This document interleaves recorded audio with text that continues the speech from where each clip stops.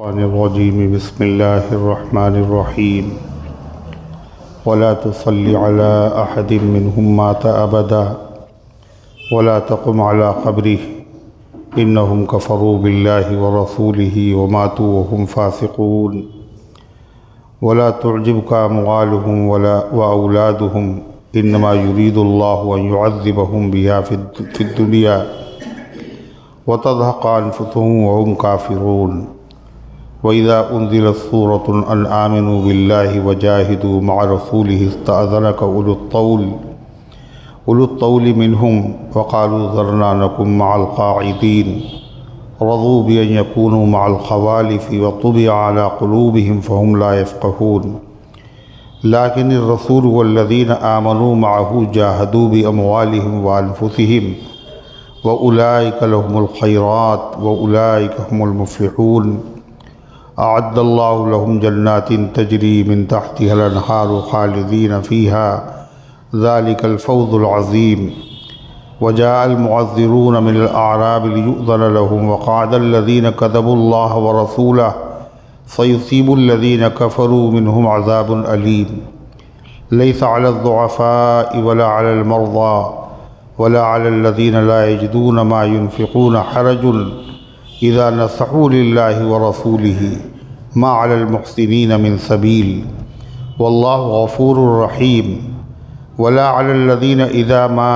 أتوك لتحملهم قلت لا أجد ما أحملكم عليه تولوا وأعينهم تفيض من الدمع حزنا ألا يجدوا ما ينفقون إنما السبيل على الذين يستأذنونك وهم أغنياء رضوا بأن يكونوا مع الخوالف وطبع الله على قلوبهم فهم لا يعلمون يعتذرون إليكم إذا رجعتم إليهم قل لا تعتذروا لن نؤمن لكم قد نبأنا الله من أخباركم وسيرى الله عملكم ورسوله ثم تردون إلى عالم الغيب والشهادة فينبئكم بما كنتم تعملون صدق اللہ العظیم۔ محترم حضرات، سامعین کرام، حاضرین مسجد، عزیزوں اور بزرگوں، یہ قرآن مقدس کے 10ویں پارے کی سورہ توبہ کی پاکیزہ، نورانی، مبارک، بعظمت، مطہر آیتیں ہیں۔ تھوڑا سا کونے میں بیٹھ جائیے، آپ جا کے پیچھے ہٹ کے کونے میں چلے جائیے۔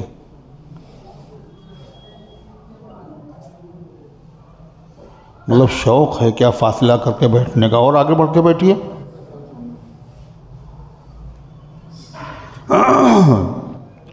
تو یہ سورہ توبہ کی پاکیزہ، مقدس، نورانی، مبارک آیتیں ہیں۔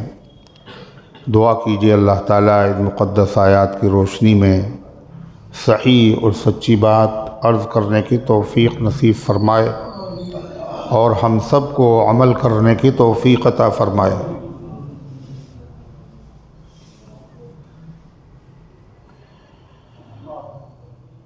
تو اس سورۃ مبارکہ کا نام توبہ بھی ہے اور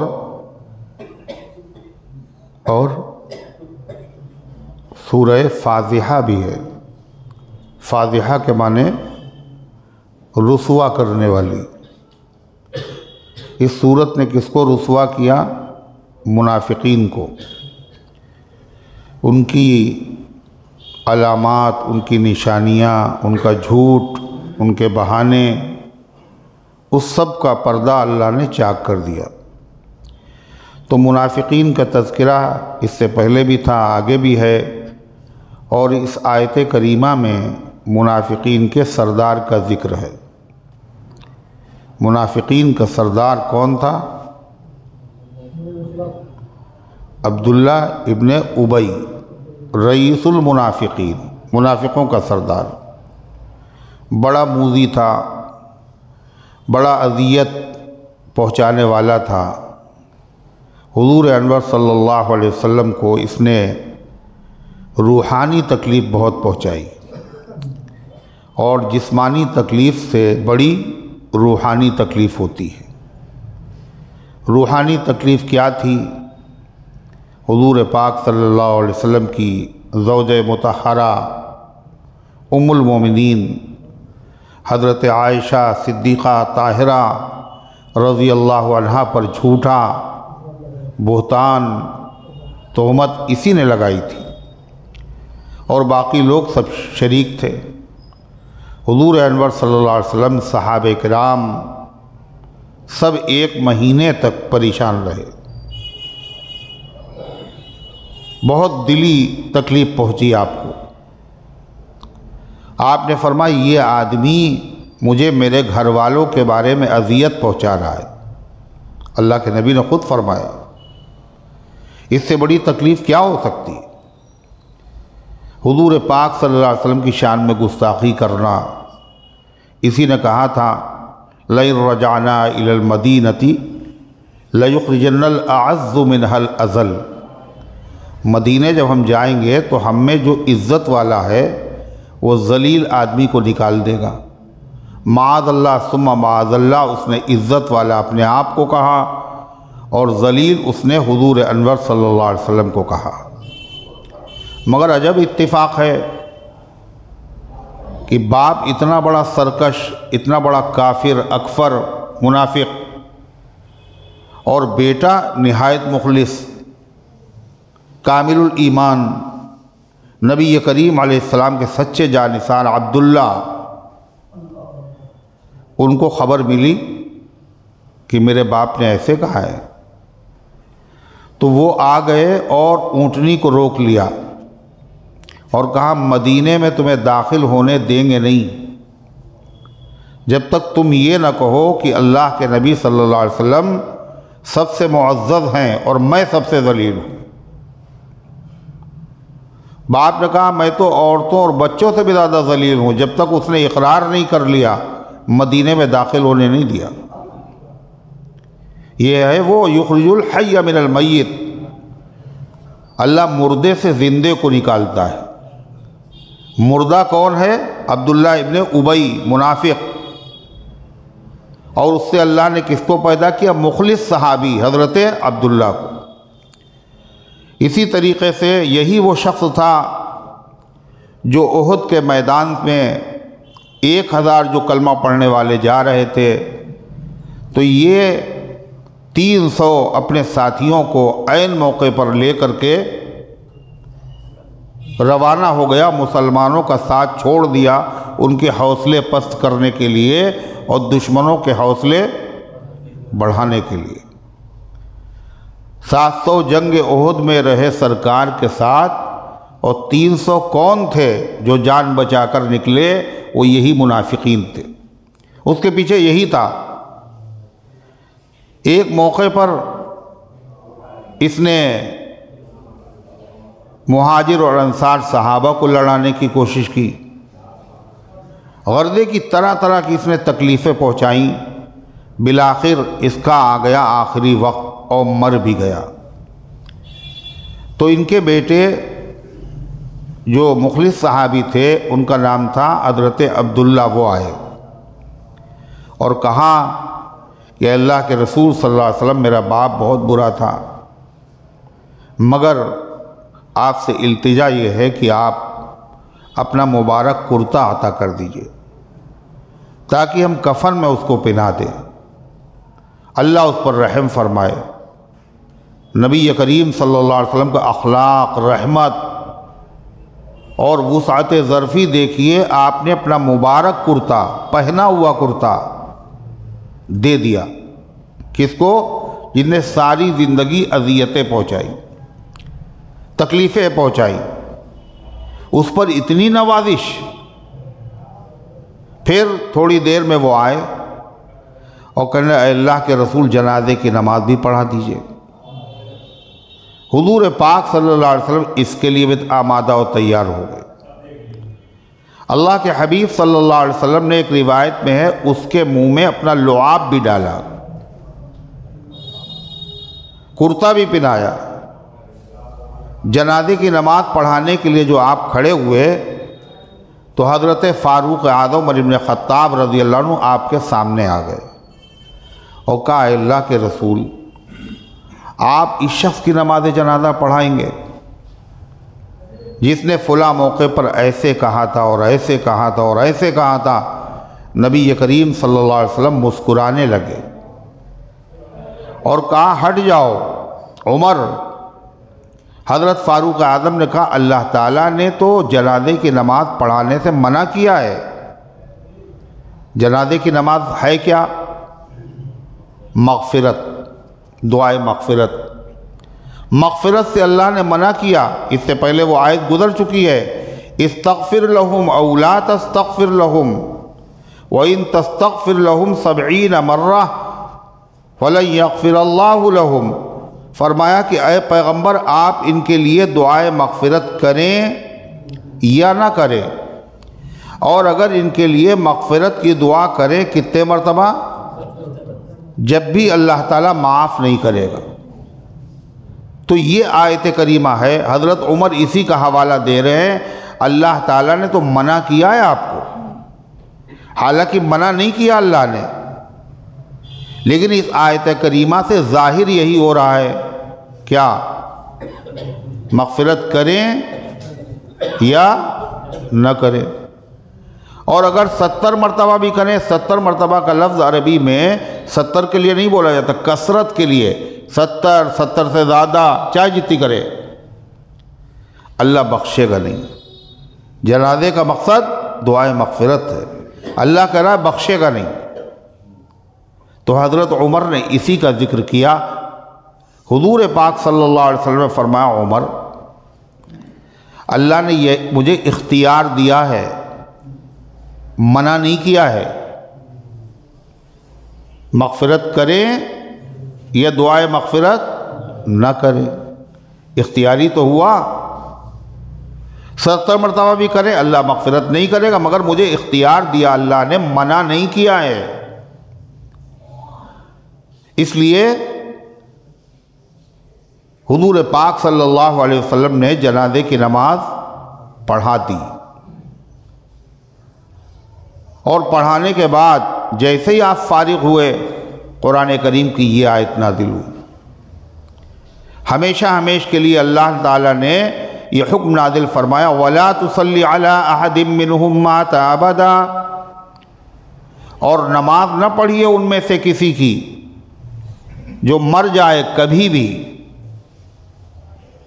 وَلَا تَقُمْ عَلَىٰ قَبْرِهِ، اور اس کی قبر پر بھی نہ کھڑے ہوئیے، کفن دفن کے لیے، دعائے رحمت کے لیے۔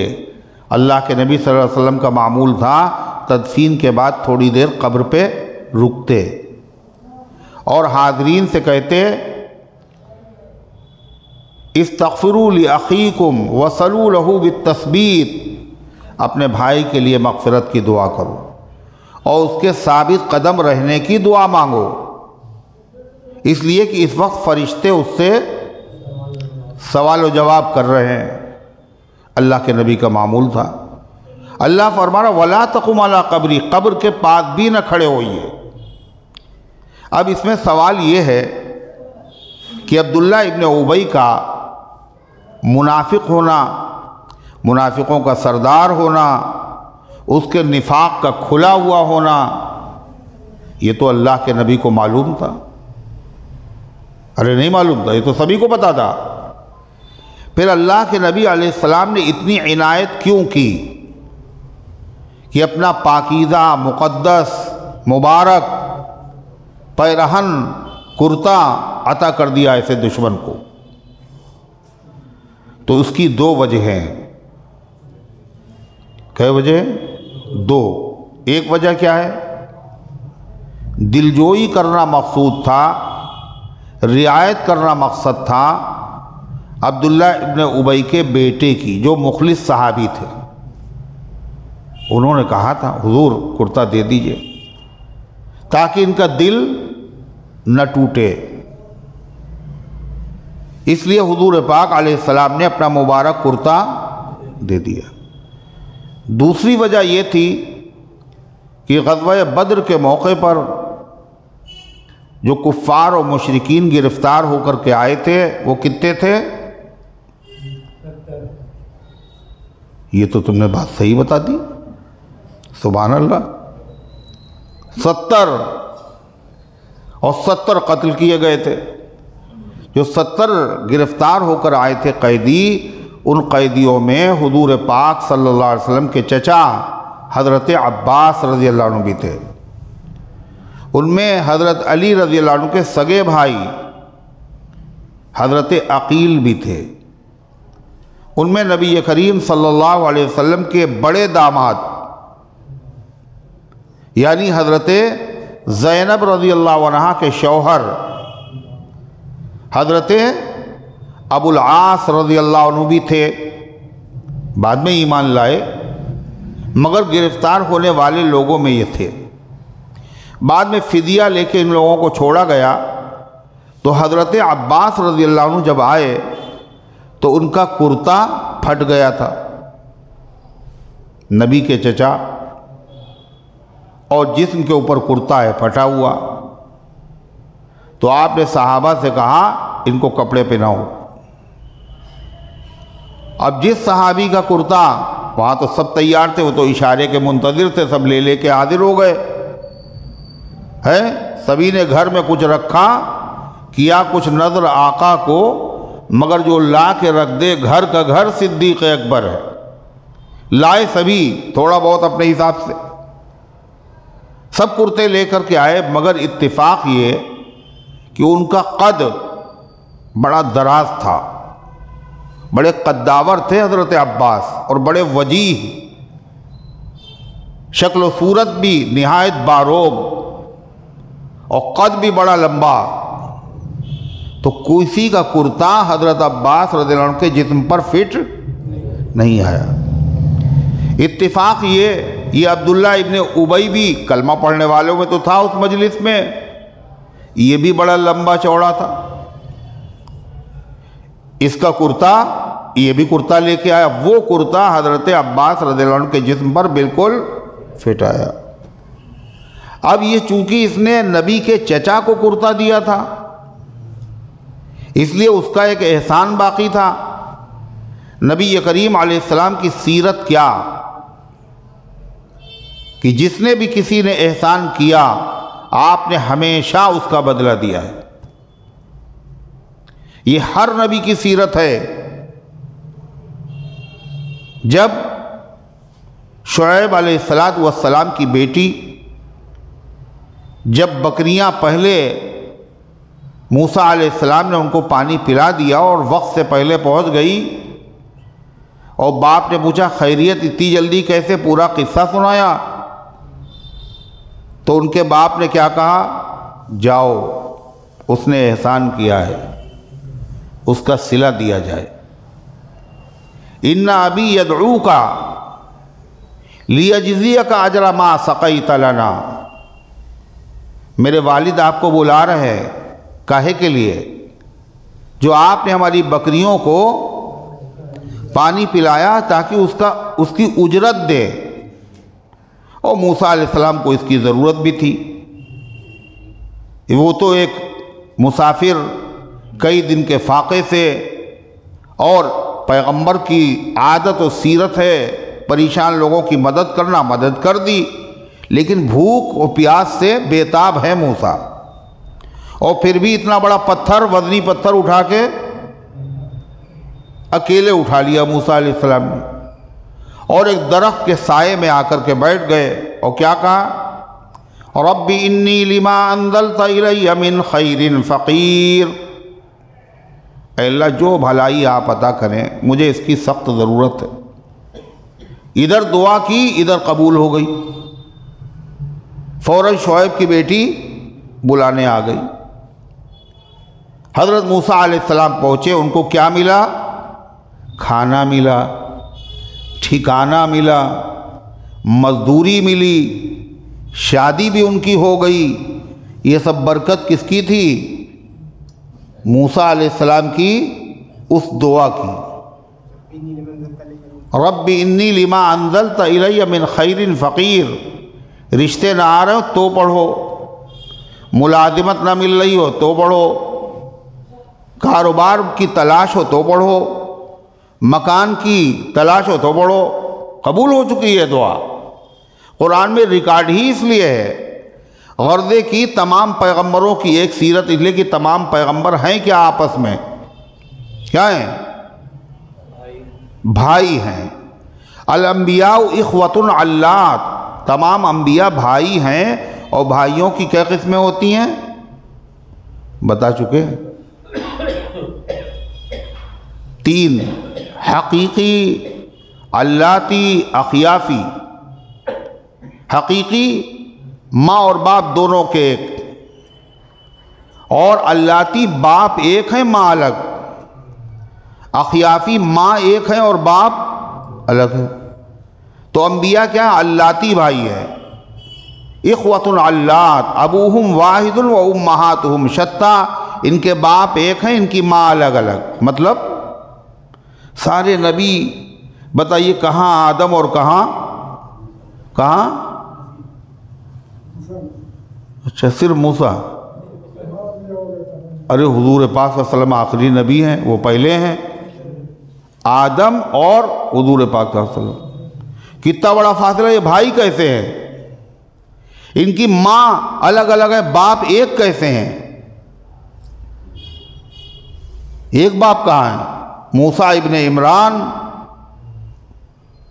ہے، موسیٰ ابن عمران، اور محمد ابن عبداللہ، ان کے باپ عبداللہ ہیں، ان کے باپ عمران ہیں۔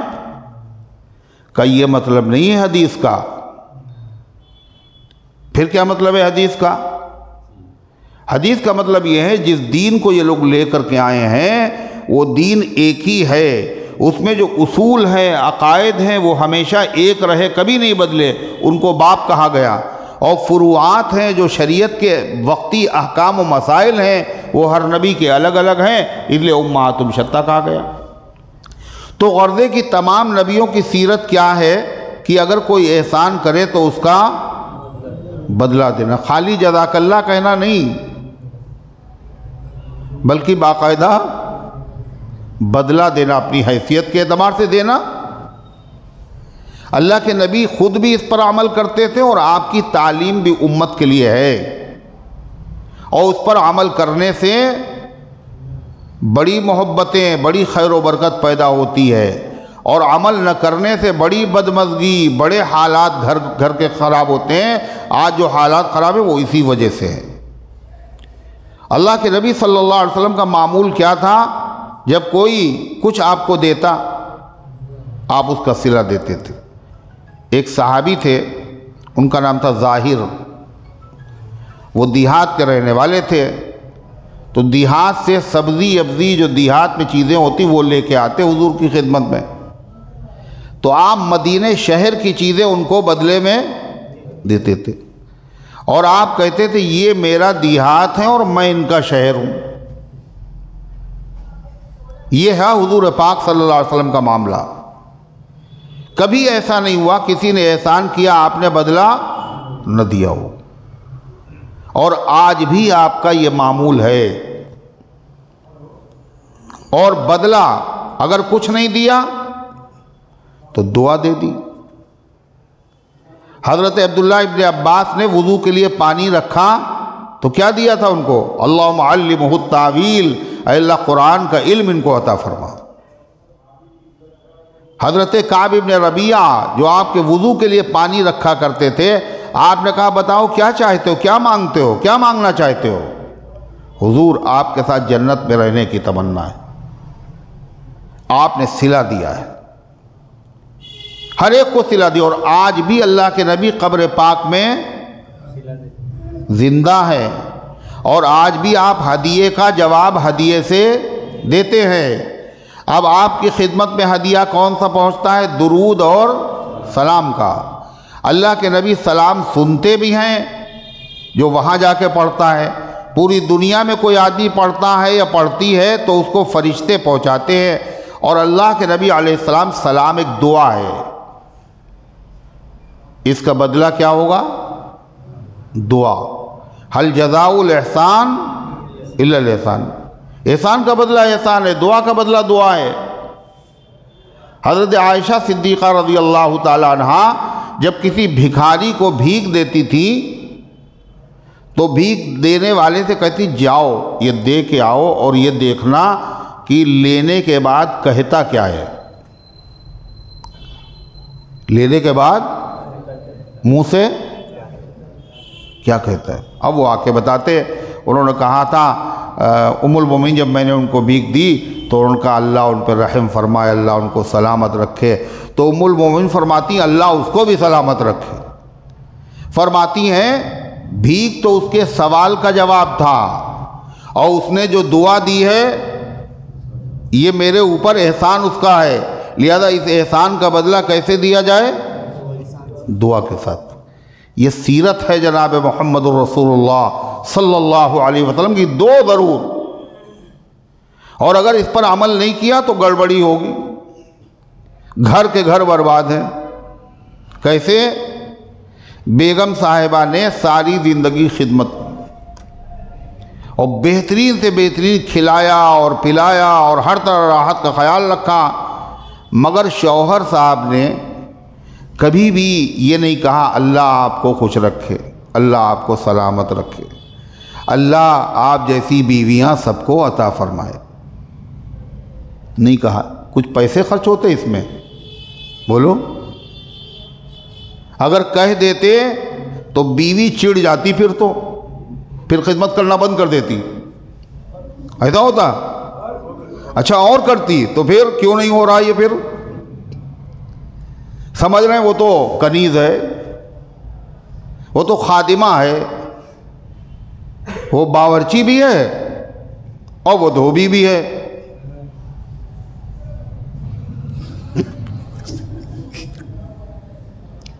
تو خدمت ہو رہی ہے، اور کبھی نہیں آپ نے بہت عمدہ کھانا پکایا ماشاء اللہ، اگر یہ کہہ دے آدمی تو کیا ہوگا؟ بیوی کا دل بڑا ہو جائے گا اور پھر محبتیں پیدا ہوں گی۔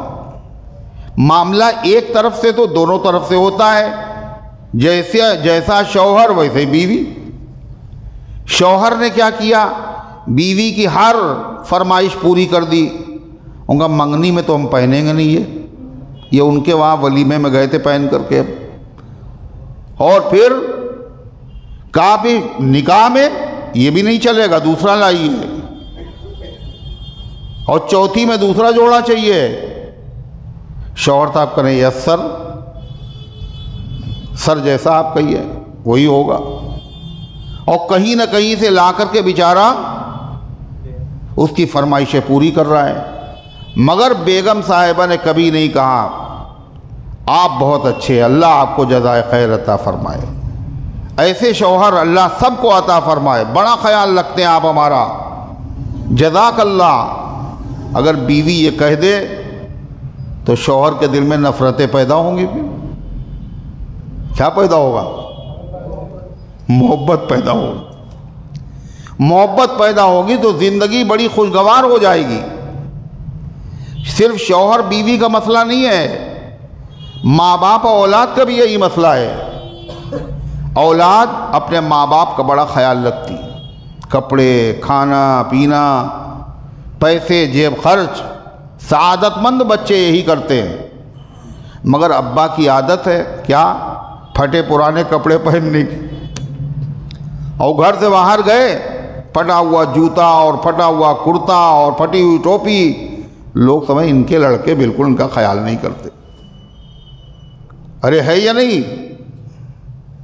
اور اگر ٹھیک ٹھاک رہیں تو لوگ سمجھیں گے ان کے لڑکے بڑے لائق، اور اگر چار لوگوں میں کہہ دیں میرے بچے بڑے لائق ہیں الحمدللہ، مجھے کچھ نہیں کہنا پڑتا، اور کہنے سے پہلے خود بخود ساری چیزیں مہیا کر دیتے ہیں، تو بچے ناراض ہو جائیں گے باپ سے، ہے نا؟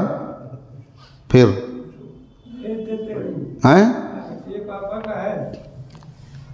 بھیجتے ہیں نا، تمہارے وہاں بھیجتے ہیں، مگر تم کہا بھی تو کرو اللہ تمہیں سلامت رکھے، اب دعا تو کیا کرو۔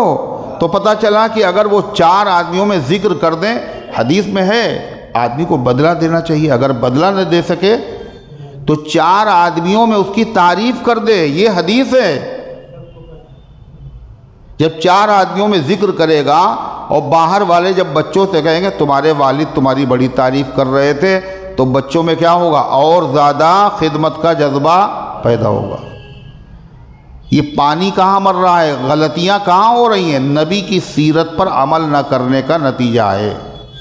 اللہ کے نبی کا طریقہ ہر گھر میں نافذ ہونا چاہیے، ارے ہے یا نہیں؟ لیکن ہوتا ہے شوہر بھی تعریف کرتا ہے بیوی کی، اور بیوی بھی کرتی ہے تعریف شوہر کی، مگر ٹائم پہ نہیں۔ کب؟ اللہ نہ کرے جب بیوی کا انتقال ہو جاتا ہے تو پھر شوہر صاحب قصیدے پڑھتے ہیں بیوی کی شان میں۔ مرحومہ بڑی اچھی تھی، بڑی نیک تھی مرحومہ، نماز روزے کی بڑی پابند تھی اور میرا بڑا خیال رکھتی تھی صاحب، کچھ کہنا نہیں پڑتا تھا۔ اب یہ جو تقریریں ہو رہی ہیں کاش کہ یہ بیوی کے سامنے ہوتی ہے۔ اب یہ جو ہو رہی ہیں وقت گزر گیا، وقت پر جو چیز ہوتی ہے وہ اگر تھوڑی بھی ہو تو مفید ہوتی ہے، اور بے وقت کی شہنائی بھی کیا ہوتا ہے؟ اچھی لگتی ہے۔ بے وقت کی شہنائی بھی اچھی نہیں لگتی، وقت کے اوپر اگر جو کام ہو اچھا ہوتا ہے۔ ایک قطرہ بھی بہت ہے ابر خوش انجام کا، ایک قطرہ بھی بہت ہے ابر خوش انجام کا، اور جل گئی کھیتی اگر برسا تو پھر کس کام کا۔ اب مر گئی بیچاری بیوی، اب تعریفیں کر رہے ہیں، قصیدے پڑھ رہے ہیں، اب کیا فائدہ؟ اور یہی حال بیویوں کا بھی ہے۔ شوہر صاحب جب تک رہے عاجزی کرتی نہیں، تمہارے ساتھ کبھی سکون ملے ہی نہیں تمہارے گھر پہ آنے کے بعد، یہی کہتی رہی۔ اور جب مرحوم دنیا سے چلے گئے تو پھر اب تعریفیں ہو رہی ہیں۔ اس سے کیا حاصل؟ وقت پر ہونا چاہیے تو اس سے ماحول سنورے گا، محبتیں پیدا ہوں گی، رشتے مضبوط ہوں گے۔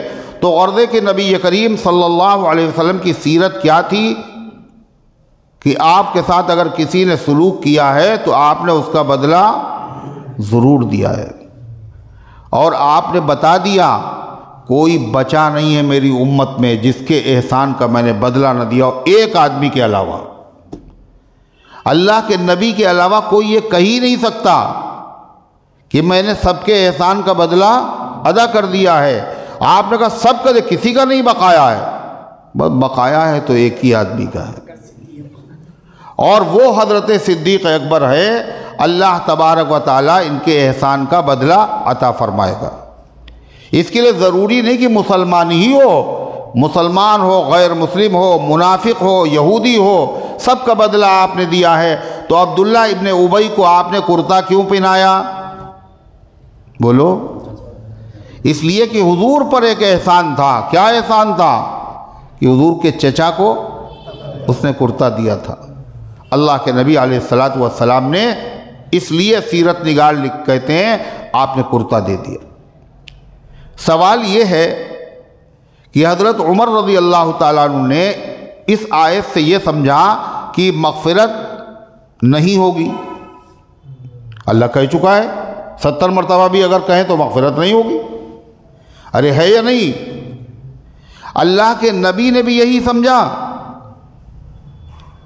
حضرت عمر نے کیوں منع کیا؟ کیوں منع کیا؟ کیوں منع کیا تھا؟ اس لیے کہ حضرت عمر یہ سمجھ رہے تھے کہ جب مغفرت نہیں ہوگی تو پھر نماز پڑھنا ان کی کیا ہے؟ فضول کام ہے نا؟ اور نبی فضول کام کرتا نہیں۔ اللہ کے نبی بھی جانتے تھے کہ دعائے مغفرت کرنے سے اس کی مغفرت نہیں ہوگی، پھر آپ نے کیوں جنازے کی نماز پڑھائی؟ اس لیے کہ حضور پاک صلی اللہ علیہ وسلم کی نظر اس بات پر تھی، اور اس کی دلیل کی مغفرت نہیں ہوگی حضور جانتے تھے۔ اس کی دلیل کیا ہے؟ اللہ کے نبی علیہ السلام نے فرمایا کہ اگر مجھے معلوم ہوتا، بخاری کی روایت ہے کہ اگر 70 مرتبہ سے زیادہ میں استغفار کر دوں اللہ اس کی مغفرت کر دے گا، تو میں 70 مرتبہ سے زیادہ کر دیتا، مگر مجھے پتا تھا اس کی مغفرت ہوگی نہیں۔ تو اللہ کے نبی کو بھی معلوم تھا۔ پھر اس کے بعد حضور پاک علیہ السلام نے نماز جنازہ کیوں پڑھا دی؟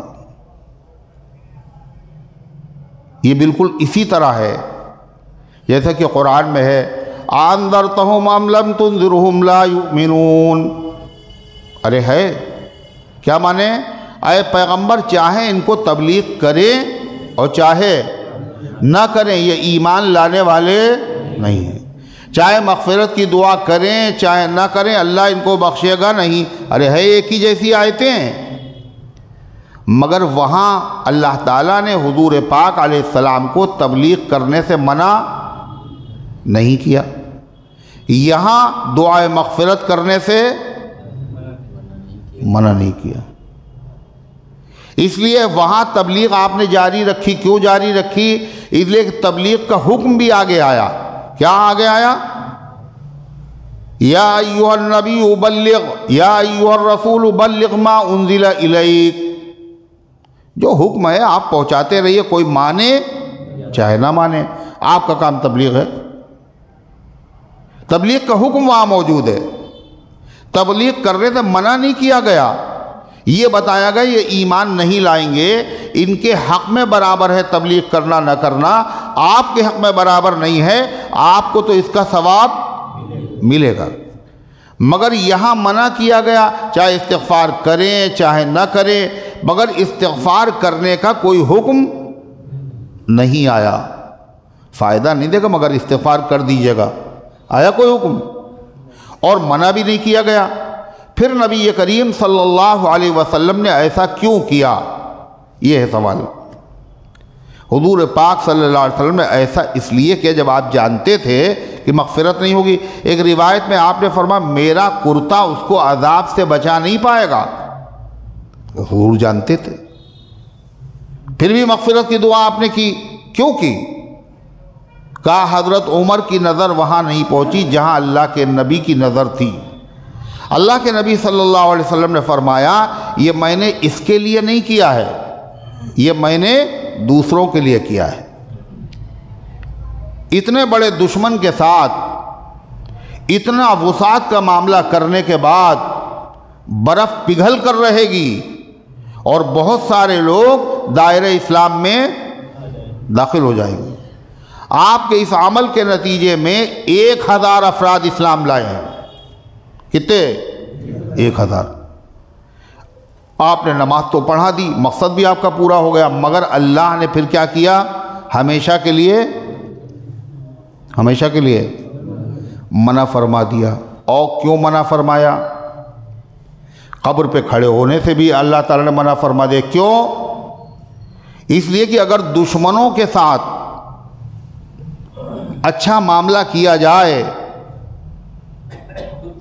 تو خادموں کے دل کے اوپر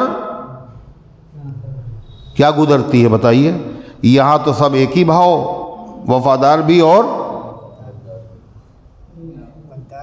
غدار، دونوں کے ساتھ ایک ہی معاملہ ہو رہا ہے۔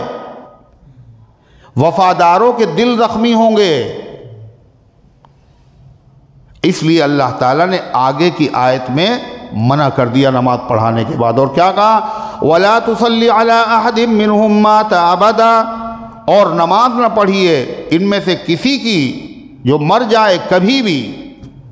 وَلَا تَقُمْ عَلَىٰ قَبْرِهِ، اور اس کی قبر پر بھی نہ کھڑے ہو۔ یہ وجہ کیا ہے؟ إِنَّهُمْ كَفَرُوا بِاللَّهِ وَرَسُولِهِ وَمَاتُوا وَهُمْ فَاسِقُونَ، انہوں نے کفر کیا اللہ کے ساتھ، اس کے رسول کے ساتھ، اور یہ مرے ہیں کفر ہی کی حالت میں۔ اس سے کیا پتہ چلا؟ کسی کافر کی جنازے کی نماز پڑھنا جائز نہیں ہے، مغفرت کی دعا کرنا یہ بھی جائز نہیں ہے، قرآن خوانی کرنا جائز ہے یہ بھی جائز نہیں، مرحوم کہنا،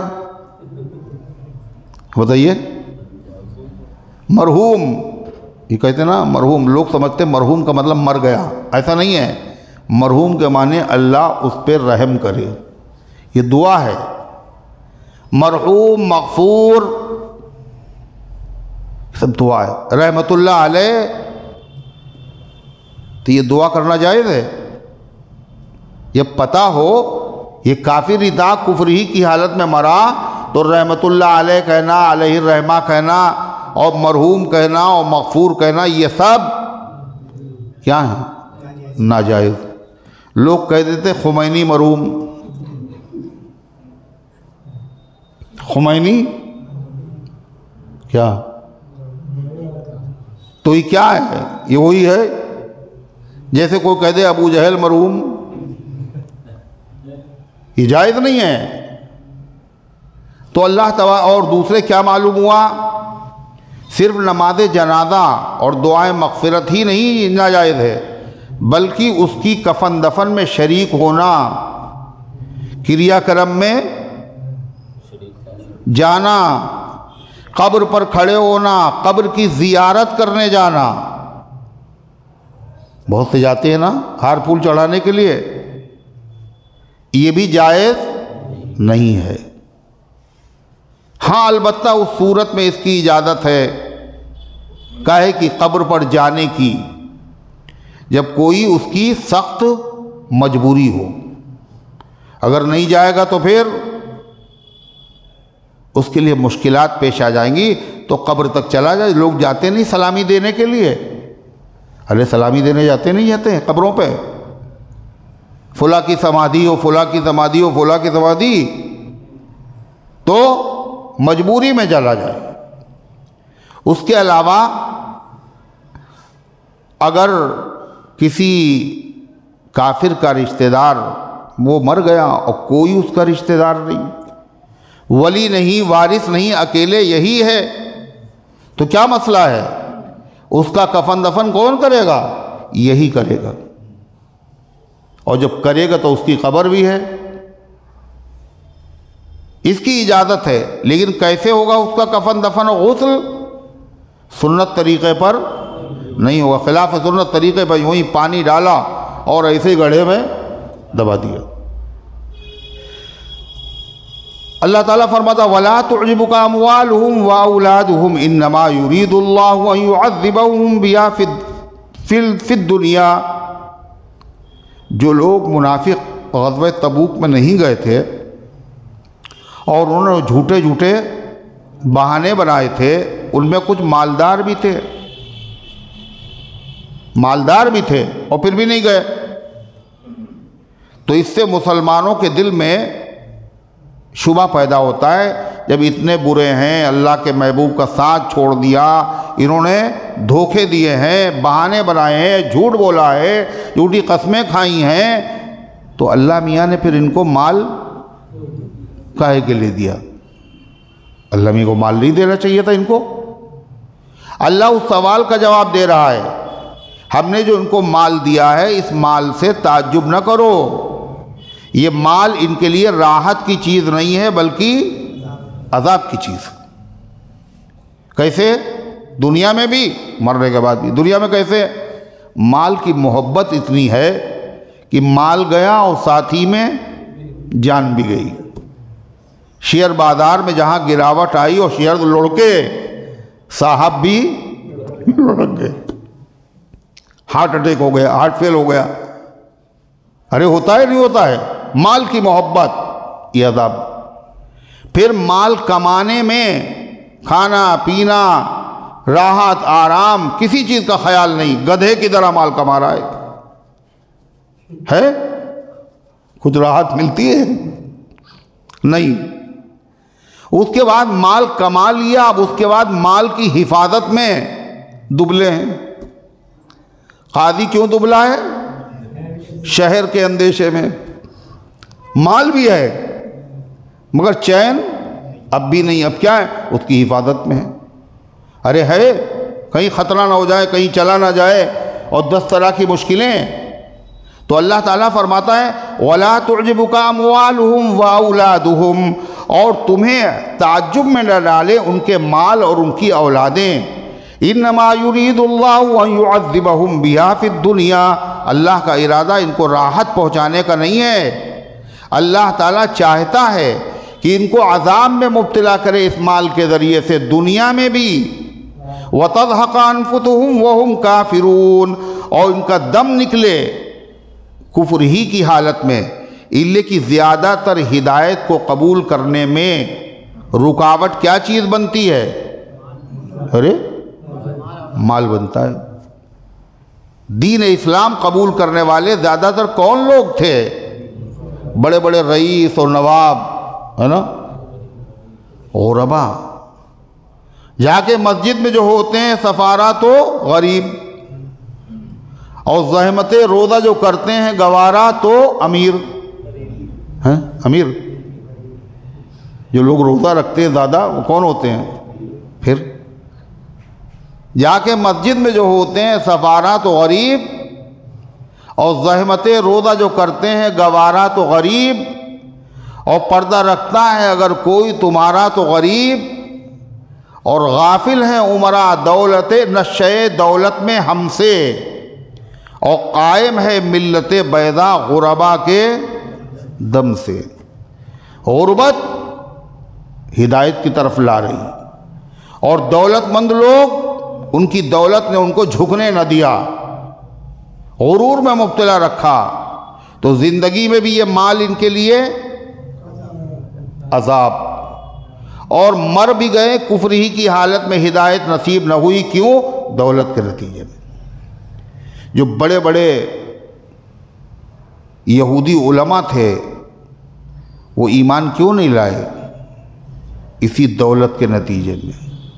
نذرانے مل رہے، اگر ہم کلمہ پڑھ لیں گے، سچائی ظاہر کر دیں گے تو ہم بھی نبی کے غلام ہو جائیں گے، پھر یہ نذرانے ہمارے بند ہو جائیں گے۔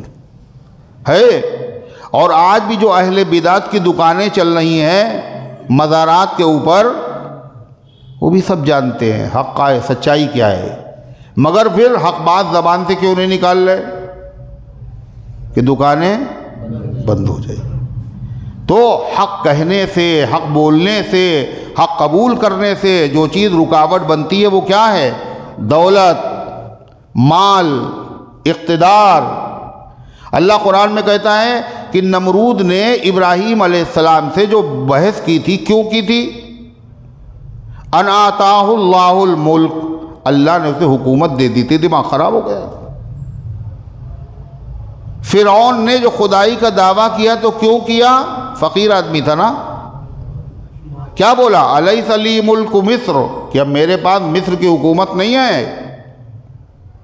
یہ صرف صحابہ ایسے ہیں جن کے بارے میں خدا نے ضمانت لی ہے ان کو کچھ بھی مل جائے، 7 اقلیم 7 دنیا کی بادشاہت مل جائے، مگر یہ جیسے ہیں ویسے ہی رہیں گے، کچھ فرق نہیں آئے گا۔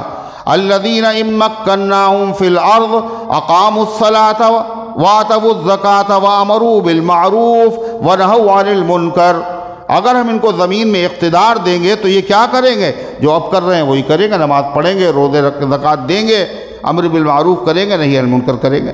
تو اللہ تعالیٰ نے فرمایا وَإِذَا أُنزِلَتْ سُورَةٌ أَنْ آمِنُوا بِاللَّهِ وَجَاهِدُوا مَعَ رَسُولِهِ اسْتَأْذَنَكَ أُولُو الطَّوْلِ مِنْهُمْ، جب کوئی ایسی صورت نازل ہوتی ہے جس میں نیا حکم ہوتا ہے، کیا کہ قاعدے سے ایمان لاؤ اور نبی کے ساتھ جہاد میں چلو، تو جو مخلص ایمان والے ہیں وہ تو فوراً تیار ہو جاتے ہیں، آگے بڑھ بڑھ کے حصہ لیتے ہیں۔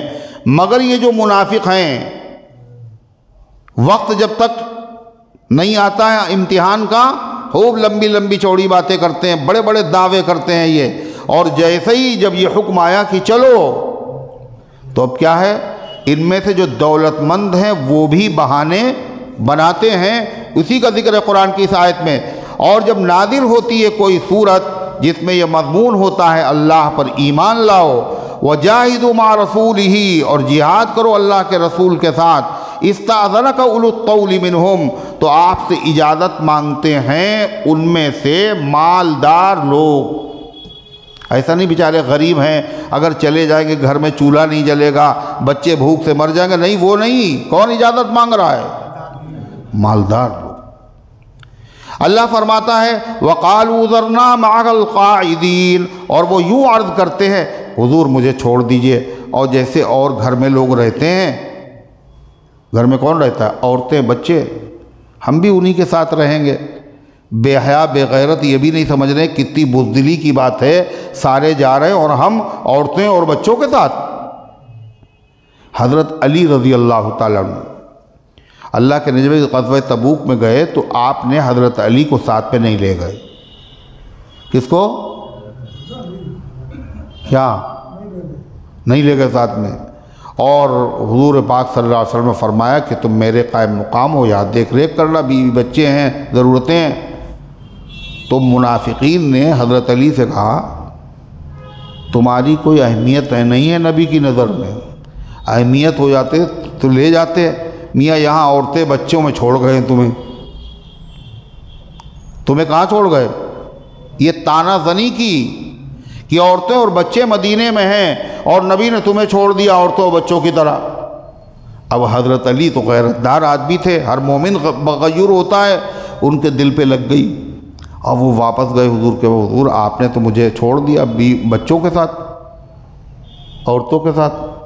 آپ نے فرمایا علی کہ تم راضی نہیں ہو، تمہاری حیثیت میرے نزدیک وہی ہے جو حضرت ہارون کی حیثیت تھی موسیٰ علیہ السلام کے ساتھ۔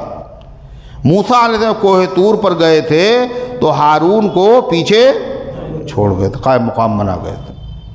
اور دیکھو میرے بعد کوئی نبی نہیں ہوگا، ہارون تو نبی تھے مگر میرے بعد کوئی نبی نہیں ہوگا۔ مگر یہ منافق لوگ خود ہی کہہ رہے ہیں کہ حضور مجھے، جو لوگ نہیں جا رہے ہیں جہاد میں انہی کے ساتھ ہمیں بھی معاف کر دیجئے، ہم بھی یہیں رہیں گے۔ اللہ اس کا ذکر کر رہا ہے وَقَالُوا ذَرْنَا نَكُن مَّعَ الْقَاعِدِينَ، اور وہ کہتے ہیں ہم کو اجازت دیجئے ہم بھی یہاں ٹھہرنے والوں کے ساتھ رہ جائیں۔ رَضُوا بِأَن يَكُونُوا مَعَ الْخَوَالِفِ، اللہ فرماتا ہے یہ اتنے بے غیرت بے حمیت بزدل لوگ ہیں، انہوں نے پسند کیا خانہ نشین عورتوں کے ساتھ رہنا۔ جیسے عورتیں نہیں گھروں میں، یعنی چوڑیاں ہاتھ میں پہن کر کے بیٹھ رہے۔ وَطُبِعَ عَلَىٰ قُلُوبِهِمْ فَهُمْ لَا يَفْقَهُونَ، ان کے دلوں پر مہر لگ گئی ہے۔ جب مہر لگ جاتی ہے تو موٹے موٹے عیب بھی نظر نہیں آتے، بلکہ عیب اور زیادہ اچھے لگتے ہیں۔ جب آدمی یرقان کا بیمار ہو جاتا ہے، مریض ہو جاتا ہے، یرقان کہتے ہیں پیلیا کو، تو اس کو ہر چیز لال لال دکھائی دیتی ہے۔ اچھا جگ رہے ہیں آپ، اس کا مطلب ہے ہر چیز پیلی پیلی دکھتی ہے۔ اور جب آدمی ٹائیفائڈ ہو جاتا ہے اس کو، تو کیا ہوتا ہے؟ اس کو برفی جو ہے وہ کڑوی معلوم ہوتی ہے اور نیم اس کو میٹھا معلوم ہوتا ہے۔ کیوں؟ مزاج بگڑ گیا۔ اللہ فرماتا ایسے ہی جب آدمی گناہ کرتے کرتے عادی ہو جاتا ہے تو اس کا دل سیاہ ہو جاتا ہے، اس کے دل پر مہر لگ جاتی ہے، عیب اس کو ہنر نظر آتے ہیں اور ہنر اس کو عیب نظر آتے ہیں۔ فرمایا یہ ایسے لوگ طُبِعَ عَلَىٰ قُلُوبِهِمْ فَهُمْ لَا يَفْقَهُونَ، ان کے دلوں پر مہر لگ گئی ہے، یہ اس کو سمجھ بھی نہیں رہے، یہ عزت کی چیز نہیں ہے، یہ بے عزتی کی چیز ہے، یہ ذلت کی چیز ہے۔ عورتوں کے ساتھ مدینے میں ہے اور باقی سب گئے ہوئے ہیں۔ لیکن الرسول والذین آمنوا معہ، اللہ فرماتا تصویر کا ایک رخ تم نے یہ دیکھا، منافق تو بہانے بناتے ہیں نہ جانے کے لیے، قسمیں کھاتے ہیں، مگر جو مخلص ایمان والے ہیں وہ کیا کرتے ہیں؟ جیسے ہی حضور کا حکم ہوا بس فوراً فرمایا لیکن الرسول والذین آمنوا معہ، لیکن رسول اور جو ان کے ساتھ ایمان لائے ہیں، جاہدوا باموالہم وانفسہم، وہ جہاد کرتے ہیں اپنے مالوں کے ساتھ بھی۔ مال کی ضرورت ہوتی ہے تو مال پیش کرتے، مال اسلام نے مانگا تو لگے ڈھیر کے ڈھیر، اور خون اسلام نے مانگا تو سبھی تر نکلے، سب حاضر ہیں جان دینے کے لیے۔ یہ ہے تمام صحابہ کی شان، اللہ قرآن میں خود بیان کر رہا ہے وَأُولَئِكَ لَهُمُ الْخَيْرَاتِ، انہی کے لیے تمام خوبیاں ہیں، وَأُولَئِكَ هُمُ الْمُفْلِحُونَ، یہی لوگ کامیاب ہیں۔ کیا ملے گا اے مالک ان کو؟ جب آپ نے خود کہا یہ کامیاب ہیں، کیا دیں گے آپ ان کو؟ اعد اللہ لہم جنات تجری من تحتها الانہار، تیار کر رکھی ہیں اللہ تعالیٰ نے ان کے لیے جنتیں، ایک جنت نہیں، جنتیں، باغات جن کے نیچے سے نہریں بہ رہی ہیں۔ اب نہر بہ رہی ہو اور جنت ہو تو وہاں کا منظر بڑا خوبصورت ہوتا ہے، اسی کو دیکھنے کے لیے لوگ کشمیر جاتے ہیں، ڈل جھیل دیکھیں گے، وہاں پانی جو ہے وہ سردیوں میں جم جاتا ہے، بالکل دیکھیں گے اس کو، خوبصورت مناظر۔ اللہ کہتا کیا دیکھو گے، ہم تمہیں دکھائیں گے، کتنے خوبصورت مناظر ہوں گے۔ فرمایا خالدین فیہا، اس میں کتنے دن رہیں گے یہ لوگ؟ جتنے دن منتری لوگ اپنے بنگلوں میں رہتے ہیں، بعد میں خالی کرا لیے بے عزتی کے ساتھ، چلو نکلو۔ یہ خدا ہے، خدا کی عطا ہے، خالدین فیہا، اس میں ہمیشہ رہیں گے۔ ذالک الفوز العظیم، یہ ہے بہت بڑی کامیابی، اور اسی کامیابی کو حاصل کرنے کے لیے لوگوں کو کوشش نہیں کرنا چاہیے، ہیں؟ اچھا کرنا چاہیے۔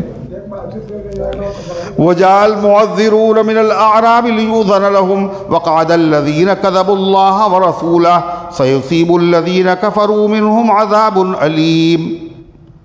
اللہ فرماتا ہے کہ منافق لوگ دو طرح کے تھے۔ کئے طرح کے؟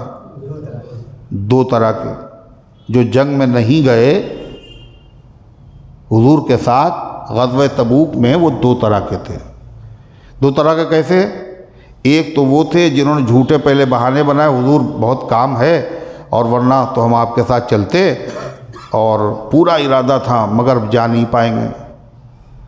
بعد میں جب حضور تشریف لائے تو انہوں نے آ کے معذرت کی، اے اللہ کے رسول بہت ضروری تھا چلنا آپ کے ساتھ، اور میرا پکا ارادہ تھا، لیکن عین موقع پر چھت گر گئی، ہیں بچے دھوپ میں آ گئے اور بچے بارش میں، حضور اس لیے ہم نہیں گئے۔ کچھ تو ایسے منافق تھے وہ سمجھ رہے حضور مان لیں گے۔ دوسرے منافق وہ تھے جو ظالم گئے بھی نہیں اور اس کے بعد جھوٹی معذرت کرنے بھی نہیں آئے، انہوں نے اس کی بھی ضرورت نہیں سمجھی۔ دونوں کا ذکر قرآن کی اس آیت میں ہے، سنیے۔ وَجَاءَ الْمُعَذِّرُونَ مِنَ الْأَعْرَابِ، اور آئے بہانے باز لوگ دیہاتیوں میں سے، اعراب دیہاتیوں میں سے۔ کاہے کے لیے آئے؟ لیؤذن لہم، تاکہ ان کو اجازت مل جائے جہاد میں نہ جانے کی۔ وقعد الذین کذبوا اللہ ورسولہ، اور بیٹھے رہے وہ لوگ معذرت کرنے بھی، اجازت لینے بھی نہیں ہے، بیٹھے رہے وہ لوگ الذین کذبوا اللہ ورسولہ، جنہوں نے جھوٹ بولا اللہ سے اور اللہ کے رسول سے، شروع سے جھوٹ بولے جا رہے ہم آپ پر ایمان رکھتے ہیں اور اللہ پر ایمان رکھتے ہیں اور قیامت پر ایمان رکھتے ہیں، یہ سب جھوٹ۔ تو پھر کیا ہوگا ان کے ساتھ؟ اللہ کے ساتھ تو جھوٹ چل نہیں سکتا۔ سَيُصِيبُ الَّذِينَ كَفَرُوا مِنْهُمْ عَذَابٌ أَلِيمٌ، ان قریب پہنچ کر رہے گا ان لوگوں کو جنہوں نے کفر کیا ہے ان میں سے دردناک قسم کا عذاب، ایسا دردناک عذاب جو ابو جہل کو بھی نہیں ملے گا، اس سے زیادہ۔ اس لیے منافق کہاں جائیں گے؟ جہنم کے بیچ والے درجے میں نا، سب سے۔ ان المنافقین فی الدرک الاسفل من النار، اور جہنم کا سب سے بھیانک طبقہ نیچے والا ہے۔ اللہ تعالیٰ فرماتا ہے لیس علی الضعفاء ولا علی المرضى ولا علی الذین لا یجدون ما ينفقون حرج۔ جب یہ حالات دیکھے جہاد میں جانے کے لیے حضور نے کہا ہے، سب مال بھی دے رہے ہیں، سب تیاری کر رہے ہیں، سب چلے جا رہے ہیں، تو وہ صحابہ جو معذور تھے، اور معذور دو طرح کے لوگ، ایک عذر ایسا ہوتا ہے جو آدمی کی زندگی کے ساتھ لازم ہے، الگ نہیں ہو سکتا، جیسے بڑھاپا۔ حضور نے کہا چلنے کے لیے، اور دور دراز کا سفر اور جہاد کا، اور بہت بوڑھے ہیں مگر ایمان والے ہیں، اللہ نے سب سے کہا نکلنے کے لیے، تو اگر ہم نہ جائیں گے تو گنہگار ہوں گے، وہ دل میں یہ سوچ رہے۔ دوسرا عذر وہ ہوتا ہے جو وقتی ہے اور دور بھی ہو سکتا ہے، جیسے بیمار ہو گیا آدمی، آج بیمار ہے کل اچھا ہو جائے گا۔ مالی عذر ہے، جانے کا تو جی چاہ رہا ہے، مگر اتفاق سے جنگ میں خالی جان خرچ نہیں ہوتی، پیسہ بھی خرچ، کھانے پینے کا انتظام نہیں، اسلحہ نہیں، سواری کا انتظام نہیں، یہ بھی ایک عذر ہے۔ تو یہ سارے معذور لوگ دل میں یہ سوچ رہے تھے کہ کاش کی میرے اندر طاقت ہوتی، ہم بھی شریک ہوتے، اور اگر نہیں جائیں گے تو گنہگار ہوں گے۔ اللہ نے ان کی تسلی کی اور کیا کہا؟ تمہارے اندر طاقت نہیں ہے، اور اللہ اتنا بوجھ رکھتا ہے جتنی بندے میں اٹھانے کی طاقت ہو، تو وہاں پر کوئی گناہ نہیں۔ کیا کہا؟ لیس علی الضعفاء ولا علی المرضى، نہیں ہے کمزوروں پر اور نہ بیماروں پر، ولا علی الذین لا یجدون ما ينفقون، اور نہ ان لوگوں پر جو نہیں پاتے ہیں جو خرچ کریں میدان جنگ میں۔ اتنا پیسہ نہیں ہو غریبوں کے پاس، جائے تو کیسے جائے؟ ان لوگوں پر نہیں ہے، کیا نہیں ہے ان لوگوں پر؟ حرجن، کوئی گناہ نہیں ہے اگر یہ جہاد میں شریک نہیں ہوتے، اس لیے کہ یہ تو خود ہی معذور ہیں۔ دوسرے کون لوگ ہیں؟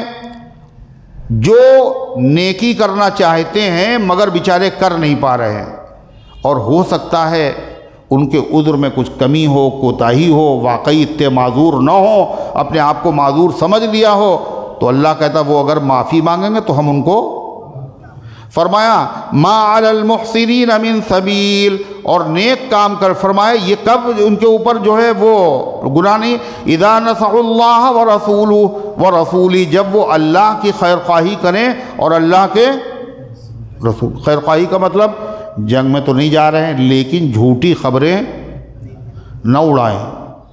منافق یہی کرتے تھے، جو رک جاتے تھے وہ کہتے ارے مسلمان واپس نہیں آئیں گے، سنا بہت خطرناک صورتحال ہے، خود بھی نہیں گئے اور باقی لوگوں کو ڈرا رہے۔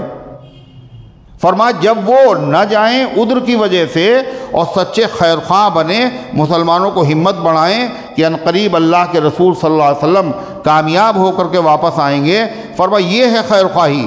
فرمایا ما علی المحسنین من سبیل، اور نیک کام کرنے والوں پر کسی قسم کی کوئی پکڑ، کوئی گناہ کوئی نہیں ہے۔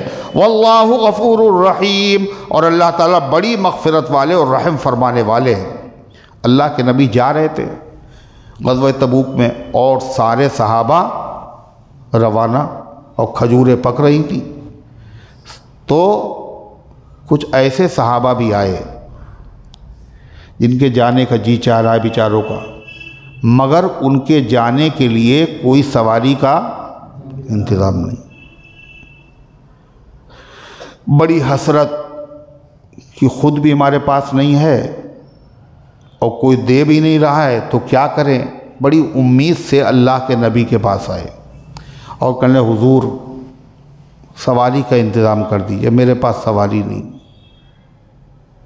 اللہ کے نبی صلی اللہ علیہ وسلم نے فرمایا میرے پاس بھی تو سواری نہیں، میں کہاں سے تمہیں دے دوں؟ قرآن کہتا ہے ان غریبوں کے دل پر ایسی چوٹ لگی، ایسی بجلی گری کہ وہ مایوس ہو کر جب لوٹے اللہ کے نبی کی مجلس سے تو ان کی آنکھوں سے آنسو بہہ رہے۔ کاہے کی وجہ سے؟ کہ آج میرے پاس اتنا پیسہ نہیں ہے کہ کوئی سواری کا انتظام کرتا اور نبی کے ساتھ میں سفر میں شریک ہوتا۔ اللہ کو یہ ادا ان کی بہت پسند آئی۔ قرآن میں ذکر ہے اس کا، سنیے، وَلَا عَلَى الَّذِينَ إِذَا مَا أَتَوْكَ لِتَحْمِلَهُمْ، اور ان پر بھی کوئی گناہ نہیں ہے جب وہ آپ کے پاس آئے، کاہے کے لیے آئے؟ لِتَحْمِلَهُمْ، تاکہ آپ ان کو سواری عطا کر دیں، ان کے لیے گھوڑے کا انتظام کر دیں۔ ایسے 7 صحابہ تھے، کتنے؟ کیسے؟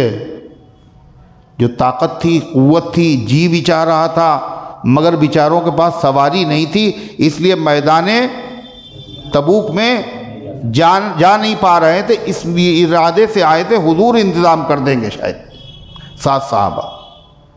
پھر اللہ تعالیٰ نے ان میں سے 6 کا انتظام کر دیا۔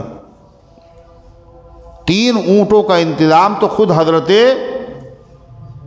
عثمان غنی رضی اللہ عنہ نے کیا، حالانکہ وہ آدھے تہائی لشکر کا انتظام پہلے ہی کر چکے تھے۔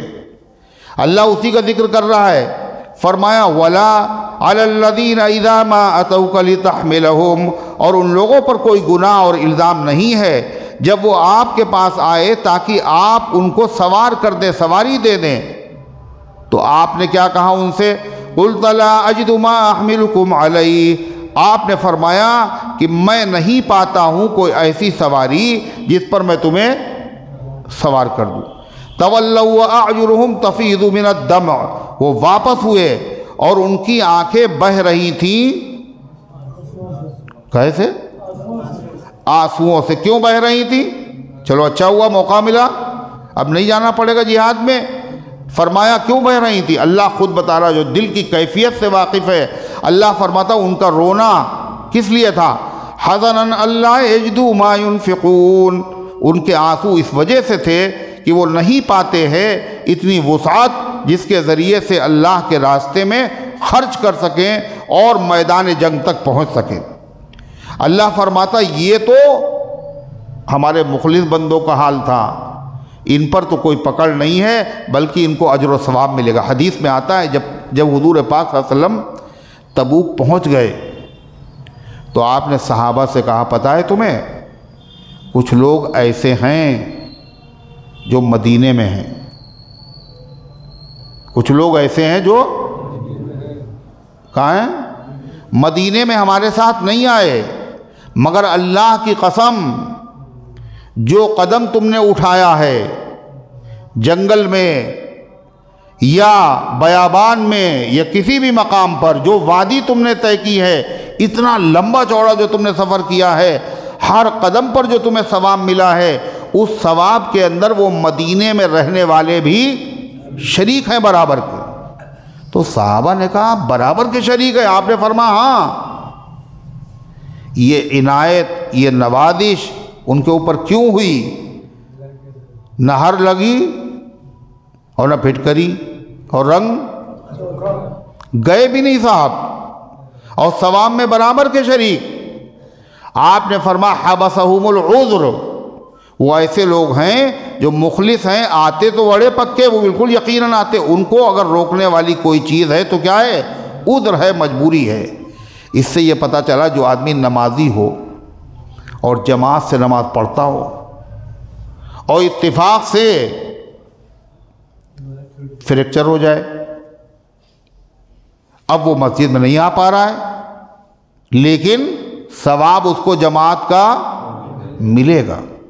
کیوں ملے گا؟ مخلص ہے، زندگی میں کبھی نہیں چھوڑی اور آج بھی نہ چھوڑتا۔ اگر فریکچر نہ ہو گیا ہوتا، گھر پہ بیچارہ پڑ رہا ہے۔ کیسی عنایتیں ہیں اللہ کی، کیسی اللہ کی نوازش ہے۔ اللہ تعالیٰ نے فرمایا یہ تو حال ان کا ہے، ان کی پکڑ نہیں، پھر پکڑ کس کی ہوگی؟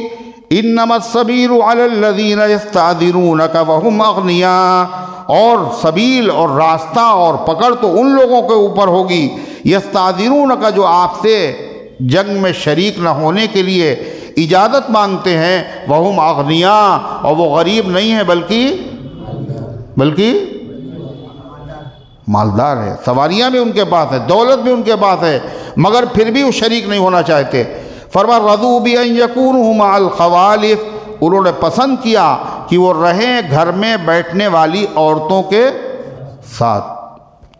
وطبع اللہ علی قلوبہم فہم لا یعلمون، اور اللہ نے ان کے دلوں پر مہر لگا دی ہے حرکتیں کرتے کرتے، نافرمانیاں کرتے کرتے، لہذا وہ سمجھ بھی نہیں پا رہے ہیں۔ اللہ تعالیٰ نے ارشاد فرمایا یعتذرون الیکم اذا رجعتم الیہم، حضور ابھی تبوک میں ہیں، مدینے واپس نہیں آئے، راستے میں خدا نے یہ آیتیں نازل کی، جب آپ جائیں گے تو یہ ہوگا اور یہ ہوگا اور یہ ہوگا، کیا کہا اللہ تعالیٰ نے؟ یعتذرون الیکم اذا رجعتم الیہم، آپ کے سامنے معذرت کریں گے وہ کون؟ منافق لوگ۔ جب آپ واپس جائیں گے ان کی طرف تو اے پیغمبر ان سے کہہ دینا جھوٹے بہانے میرے سامنے مت پیش کرو، مجھے اللہ نے تمہاری ساری حقیقت بتا دی ہے۔ قُلْ لَا تَعْتَذِرُوا لَن نُّؤْمِنَ لَكُمْ قَدْ نَبَّأَنَا اللَّهُ مِنْ أَخْبَارِكُمْ، آپ کہہ دیجئے تم معذرت نہ کرو، بہانے مت بناؤ، ہم تمہاری بات پر یقین اب نہیں کریں گے۔ کیوں؟ قَدْ نَبَّأَنَا اللَّهُ مِنْ أَخْبَارِكُمْ، اللہ تعالیٰ نے ہمیں تمہاری سب خبریں، سب حالات اور سارے مشورے اور ساری اسکیمیں اور سارے بہانے سب بتا دیے۔ وَسَيَرَى اللَّهُ عَمَلَكُمْ وَرَسُولُهُ، یہ تو اللہ نے بتا دیا، مگر ابھی بھی تمہارے لیے دروازہ بولو توبہ کا کھلا ہوا ہے۔ آئندہ اگر تم نے اخلاص کے ساتھ کام کیا اور سچی توبہ کر لی تو اللہ تبارک و تعالیٰ تمہیں اجر و ثواب سے نوازے گا، اور ورنہ جہاں جہنم میں سب جائیں گے وہیں تم بھی جاؤ گے۔ کیا کہا؟ وَسَيَرَى اللَّهُ عَمَلَكُمْ وَرَسُولُهُ، اور ان قریب دیکھے گا اللہ تمہارے عمل کو، وَرَسُولُهُ، اور اللہ کا رسول بھی دیکھے گا واقعی مسلمانوں والا ہے یا نہیں ہے۔ ثُمَّ تُرَدُّونَ إِلَىٰ عَالِمِ الْغَيْبِ وَالشَّهَادَةِ، پھر لوٹائے جاؤ گے اس خدا کی طرف جو ظاہر اور باطن کو جاننے والا ہے، اس کے سامنے نہ جھوٹ چلتا ہے نہ بہانے چلتے ہیں، پھر وہ چیک کرے گا تمہارے اعمال کو۔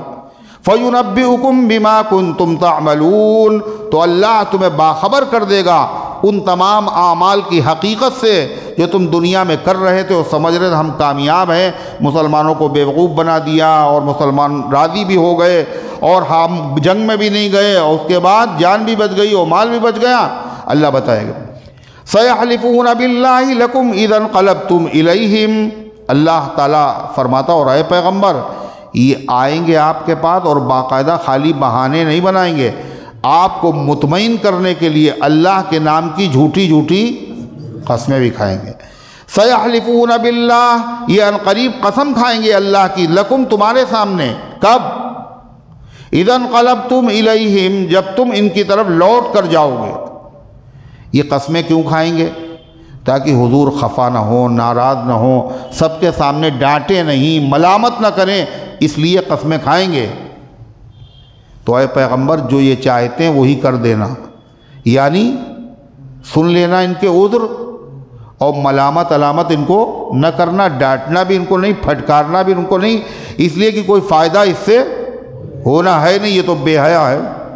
اللہ تعالیٰ فرماتا ہے لِتُعْرِضُوا عَنْهُمْ، تاکہ آپ ان کو اسی حالت پر چھوڑ دیں اور آپ ان سے تعرض نہ کریں، آپ ان سے بات پرس نہ کریں، اس لیے جھوٹی قسمیں کھائیں گے۔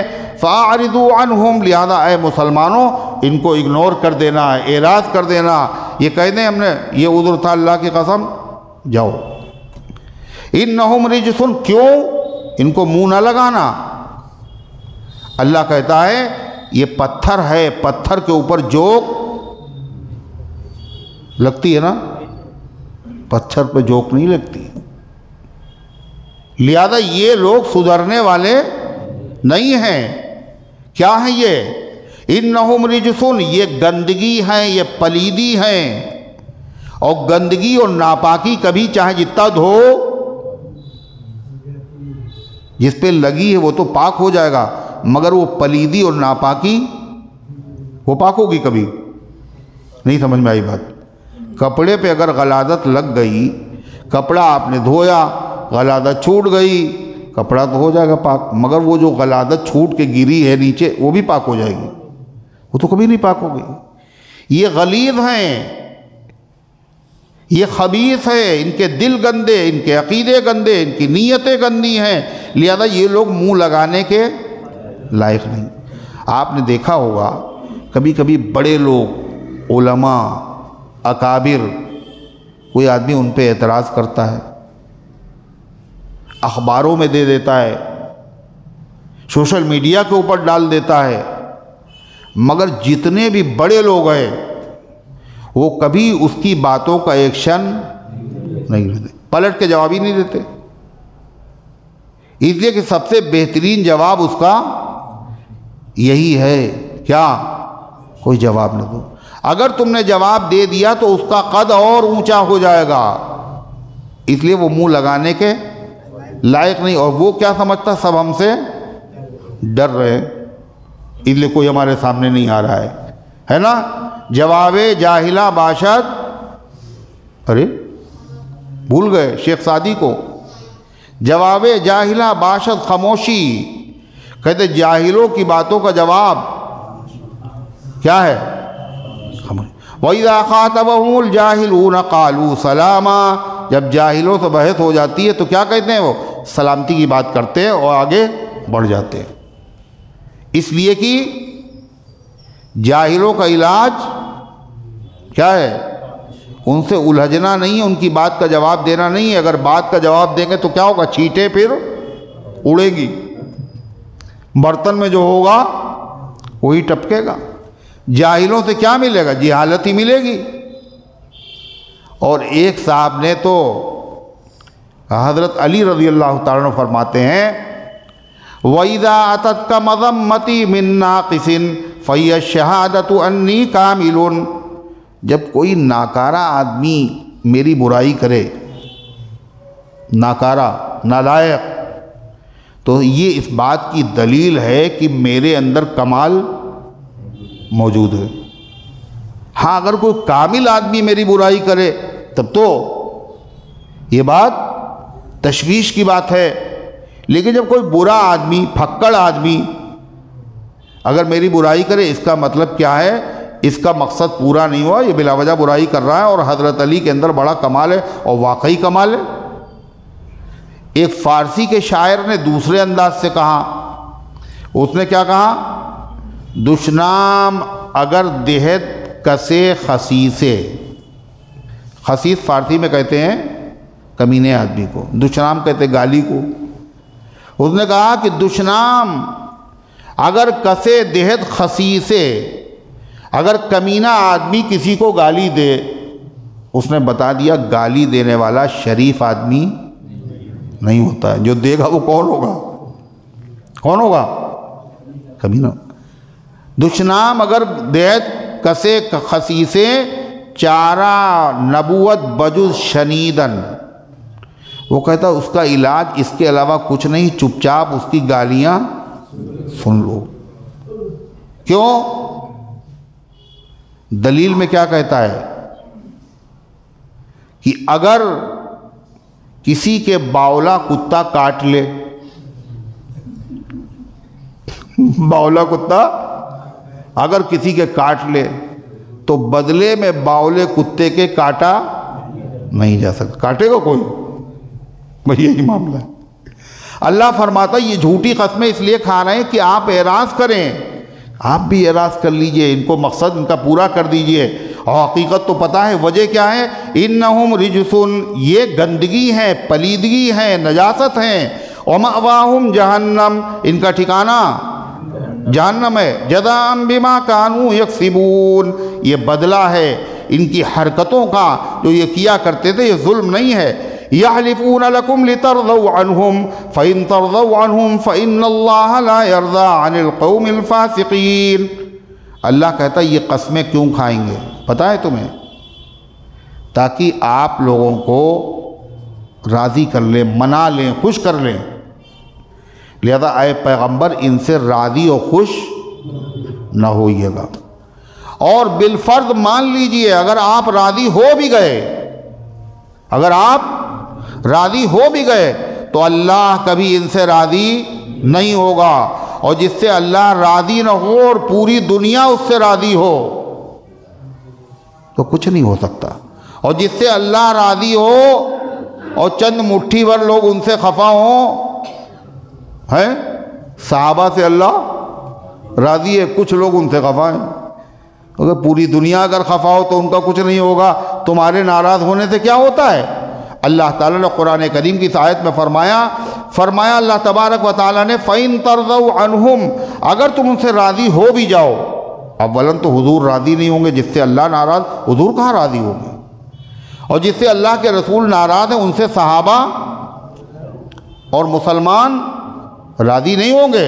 اللہ کہتا مان لو تھوڑی دیر کے لیے، اگر تم راضی ہو بھی جاؤ فَإِنَّ اللَّهَ لَا يَرْضَىٰ عَنِ الْقَوْمِ الْفَاسِقِينَ، تو اللہ تعالیٰ ایسے شریر اور نافرمان لوگوں سے کبھی راضی نہیں ہوگا، یہ اپنے مقصد میں کبھی کامیاب نہیں ہوں گے۔